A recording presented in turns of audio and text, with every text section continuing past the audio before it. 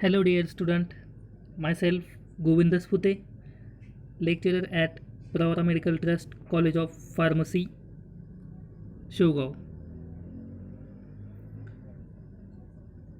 So, dear friends, now in this lecture, we start the new topic, new chapter, that is the posology under subject pharmaceutics second.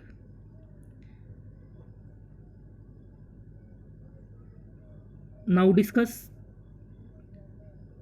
what is the meaning of posology. The word posology is derived from the Greek word that have meaning. Poso means how much and logos means science. This is the meaning of posology. Now, introduction of posology, in which first they give the meaning of posology. Introduction of पोसोलॉजीमध्ये त्यांनी काय केलं आहे की posology वर्डचा meaning सांगितला आहे. मग posology word कुठून आला आहे? ग्रीक वर्डमधून आला आहे आणि त्याचा meaning poso means how much and logos means science. That is the meaning of posology word. Now definition of posology. Posology is defined as it is the branch of medical science which deals with dose or quantity of drugs which can be administered to a patient to get the desired pharmacological action. This is the definition of posology that mentioned on the slide. The dose of drug cannot be fixed rigidly because there are so many factors which influence the doses. These factors are age, then condition of the patient, severity of the disease, tolerance, both natural and acquired, then route of administration, formulation use, drug interaction, and rate of elimination. These are the factors. Due to this factor, dose of a drug cannot be fixed. The official doses represent the average dose of quantities suitable for adults which administer orally within 24 hours. When other routes of administration are followed, the relevant appropriate dose is given. It is the responsibility of the prescriber regarding the amount of the drug to be prescribed or the frequency at which the drug to be administered. But before dispensing any prescription, it becomes the duty of pharmacist to satisfy himself that the overdose has not been prescribed. This can be confirmed either from the prescriber or by consulting the pharmacopoeia.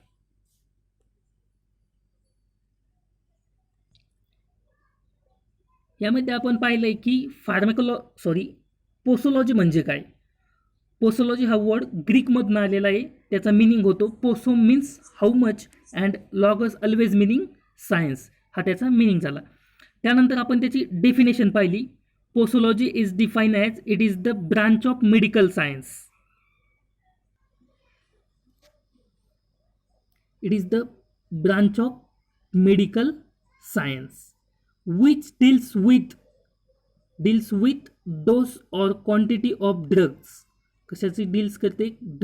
dose and quantity of drugs which can be administered to a patient the desired pharmacological action. ही त्याची ही पोसोलॉजीची definition. Then आपण अजून एक reason पाहिलंय की the dose of drug can not be fix. ड्रगचा dose हा fix नाही आहे. का फिक्स नाही आहे? Because there are so many factors which influence the doses. Dose fix नाही आहे कारण त्याला खूप सारे फॅक्टर्स त्याच्यावरती इफेक्ट करतात. सच ॲज मग एक्झाम्पल म्हणून काय सांगितलं आहे त्यांनी की एज असेल, condition of the patient, then severity of disease, tolerance, then route of administration, Then formulation, use, drug interaction and rate of elimination, these are the factors. या फॅक्टर्समुळे ड्रगचा डोस हा फिक्स करू शकत नाही. Then next topic is the factor influencing dose. Before factor पाहण्या अगोदर आपण डोसची definition पाहूया. काय डेफिनेशन डोसची? It is the quantity amount administered or taken by a patient for the intended medical effect. ड्रगची क्वांटिटी अमाऊंट जी की ॲडमिनिस्टर करणार आहोत कशासाठी? फॉर मेडिकल इफेक्ट मिळवण्यासाठी जी काही ड्रगची क्वांटिटी आपण त्या पेशंटला देणार आहोत, दॅट इज द डोस. ही झाली डोसची definition. Then factor influencing the dose. The follows are some of the factors which influence the dose that mentioned on slide. First, age, sex, body weight, route of administration. Next, time of administration, environmental factors, emotional factors, presence of disease, accumulation, additive effect, synergism, antagonism, idiocracy, tolerance, tachyphylaxis, and metabolic disturbance. Overall, total 16 factors that influencing the dose. Now we discuss one by one. First factor influencing dose, that is the age. The pharmacokinetics of many drugs changes with age. So while determining the dose of the drug, the age of an individual is of great significance. Children and old people need lesser amount of drugs than the normal adult dose because they are unable to excrete to drug to that extent as adult.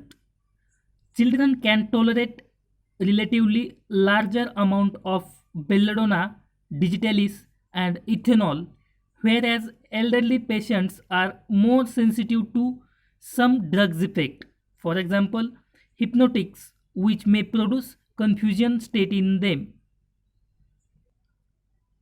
In first factor influencing dose मध्ये पहिला factor आहे age. मग एजमध्ये काय सांगितलंय? The pharmacokinetics of many drugs changes with age. की एजनुसार फार्मॅकोकायनेटिक्स ड्रगचा फार्मॅकोकायनेटिक्स काय होतो? चेंज होतो एजनुसार. मग अगोदर पाहूया आपण फार्मॅकोकायनेटिक्स म्हणजे काय. की फार्मॅकोकायनेटिक्स म्हणजे absorption distribution metabolism and elimination of drug. Absorption distribution elimination and metabolism of the drug हा काय होतो? एजनुसार कमी होतो.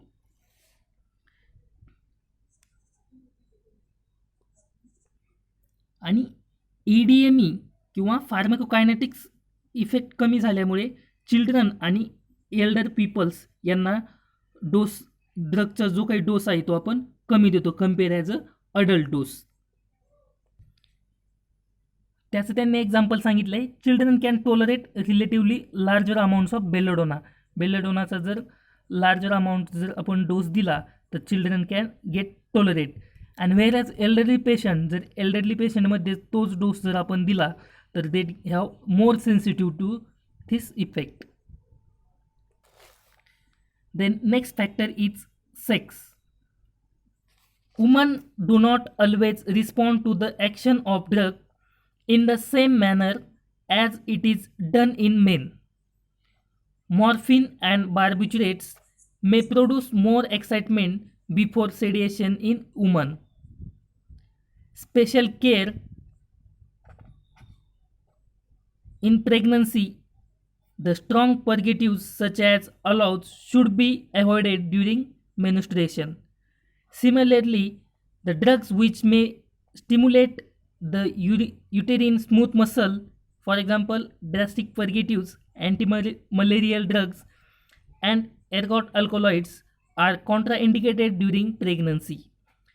These are certain drugs which, on administration to the mother, are capable of crossing the placenta and affecting the fetus. For example, alcohol, barbiturates, narcotic and non-narcotic analgesics.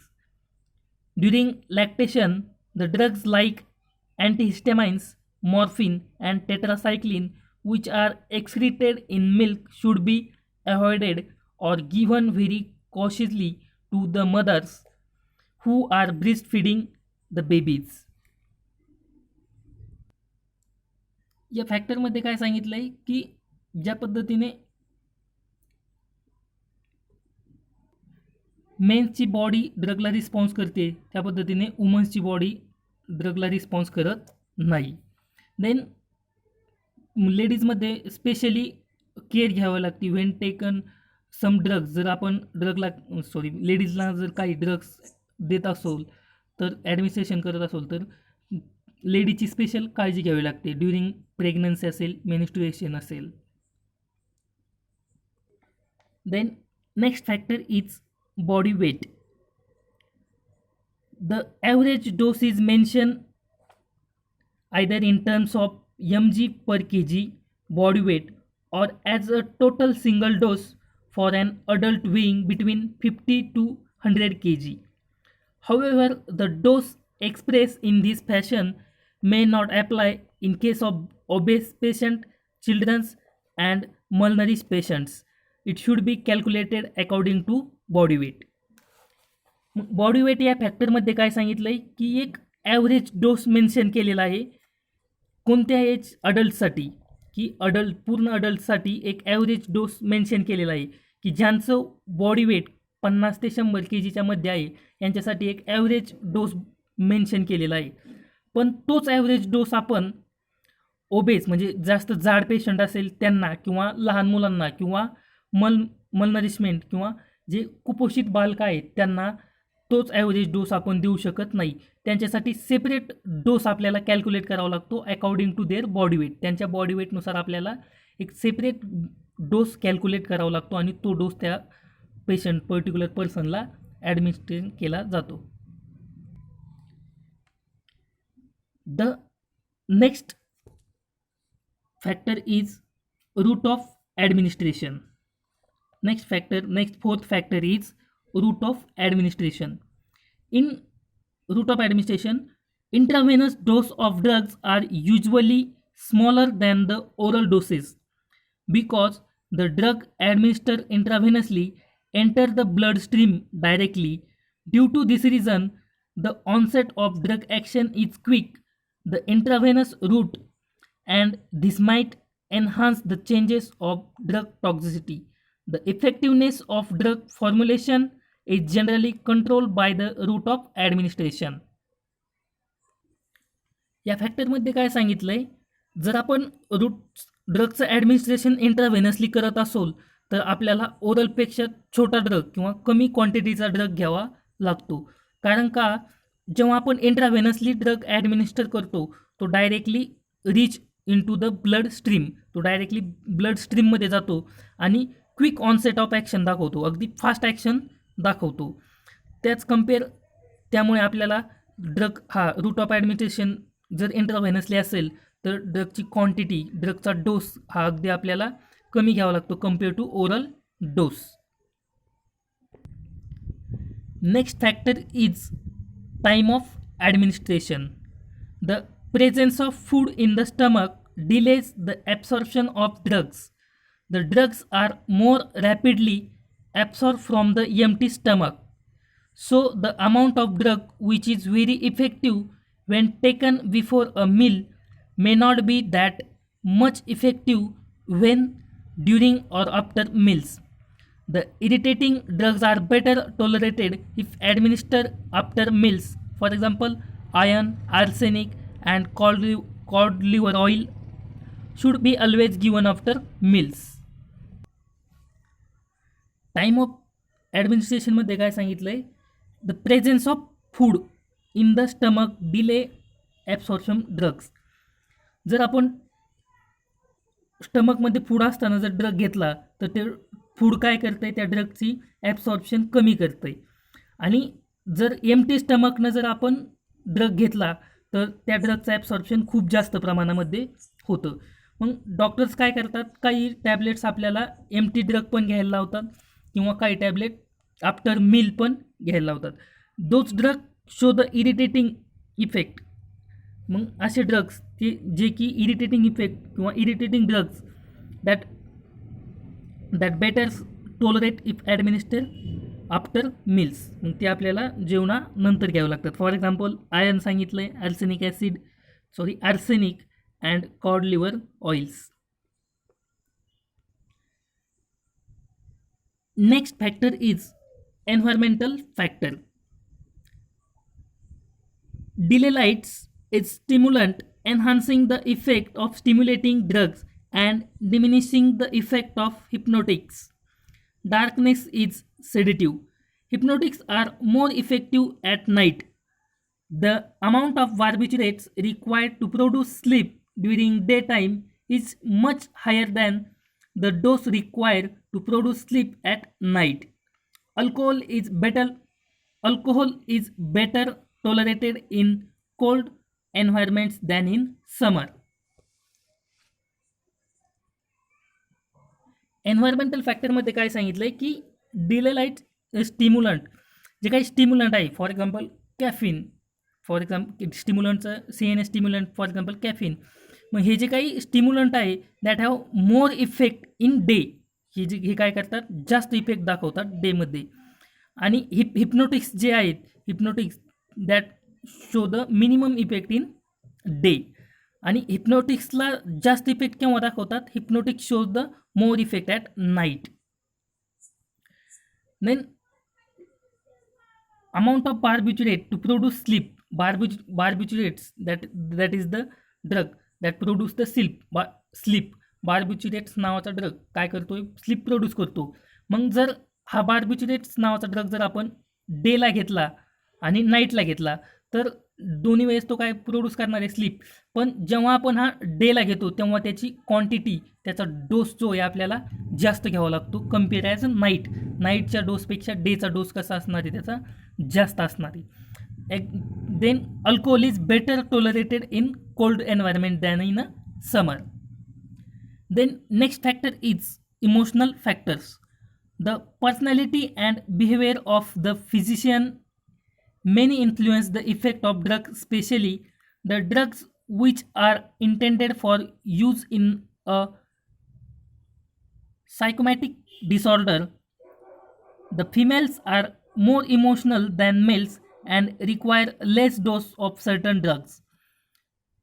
In a dosage form called as placebo, which resemble the actual medicament in the physical properties, are known to produce therapeutic benefit in the disease like angina pectoris and bronchial asthma. Emotional फॅक्टरमध्ये काय सांगितलंय की जर फिजिशियनचे आणि त्या पेशंटचे जे काही personal relations आहेत, ते पर्सनल रिलेशन्स जर चांगले असतील तर त्या रिलेशन्सचा पण इफेक्ट त्या पेशंटच्या हेल्थवरती होतो.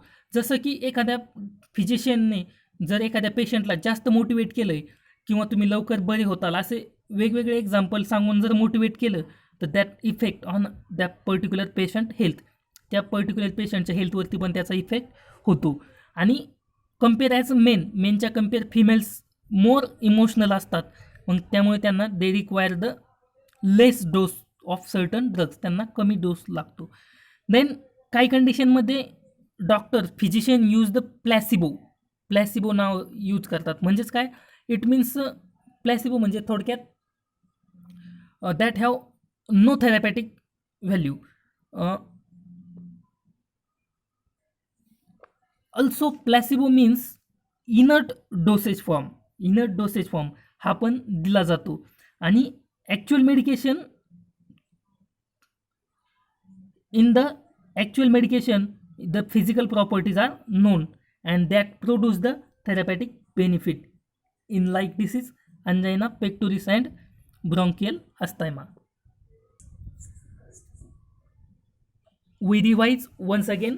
आत्तापर्यंत आपण काय काय पाहिलं आहे की फर्स्ट आपण पोसोलॉजी वर्डचा मिनिंग पाहिला आहे. मग काय मिनिंग आहे posology? Posology word is derived from Greek words. हा ग्रीकमधून आला आहे. Poso means how much and logos means science. Then त्याची डेफिनेशन पाहिली. Posology is defined as it is the branch of medical science which deals with dose or quantity of drugs which can be administered to a patient to get the desired pharmacological action. ही झाली त्याची definition. Then डोसची definition पाहिली. Then factor influence the dose. त्यामध्ये total 16 factors पाहिले. त्यामध्ये first पाहिला आपण एज, की एज हा फॅक्टर कसा डोसवरती इफेक्ट करतो.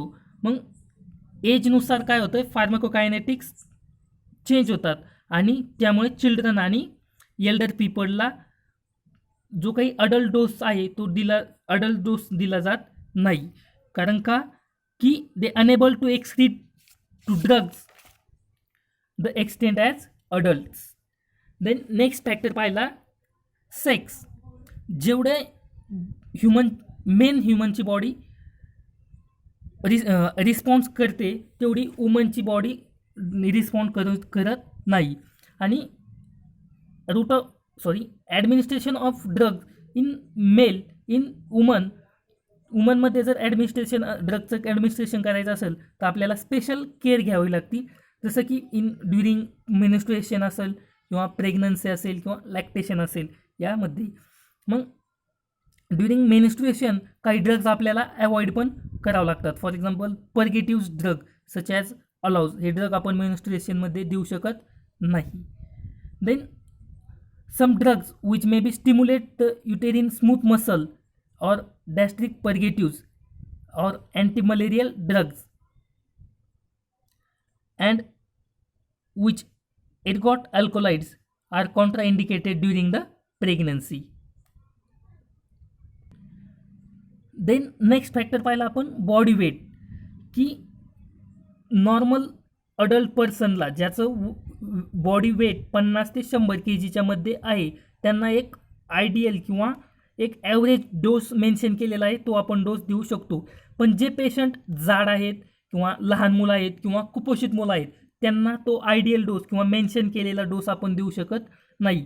मग त्या पर्सनला त्यांच्या बॉडी वेटनुसार डोस कॅल्क्युलेट करूनच आपल्याला द्यावा लागतो. देन नेक्स्ट फॅक्टर पाहिला रूट ऑफ ॲडमिनिस्ट्रेशन.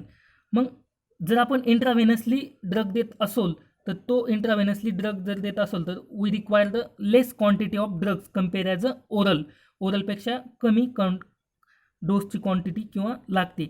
का when we administer drug by intravenously that directly enter into the blood stream, तो डायरेक्टली ब्लड स्ट्रीममध्ये जातो आणि ब्लड स्ट्रीममध्ये गेल्यामुळे that show the onset of drug action, fast onset of drug action दाखवली जाते.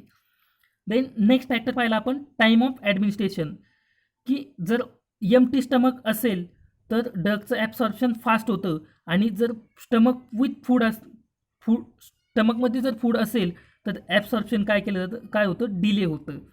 मग काही ड्रग्स आपल्याला एम्प्टी स्टमकने घ्यायला सांगितले जातात किंवा काही ड्रग आफ्टर मील घ्यायला सांगितलेले असतात. देन नेक्स्ट फॅक्टर पाहिला एन्व्हायरमेंटल फॅक्टर. असे काही ड्रग आहेत for example stimulant, CNS stimulant that shows the more effect in day and minimum effect in night. As like a hypnotics shows minimum effect in night and more effect in hypnotic shows minimum effect in day. Hypnotics डेमध्ये कमी effect दाखवतात आणि more effect shows in night असे आहेत. Then emotional factor, last factor आपण discuss केला आहे emotional factor, की त्या पेशंटचे आणि डॉक्टरचे पर्सनल संबंध कसे आहेत, वैयक्तिक संबंध कसे आहेत यावरनं पण याचा पण त्या पेशंटच्या हेल्थवरती इफेक्ट होतो, की तो डॉक्टर त्या पेशंटला किती मोटिवेट करतोय यावरनं पण त्याचा इफेक्ट होतो. फिमेल्स मोर इमोशनल असतात, त्यामुळे they require less dose of certain drugs. Up to here, we discuss 7 factors influencing the dose. Remaining factor will be discussed in next lecture. Thank you.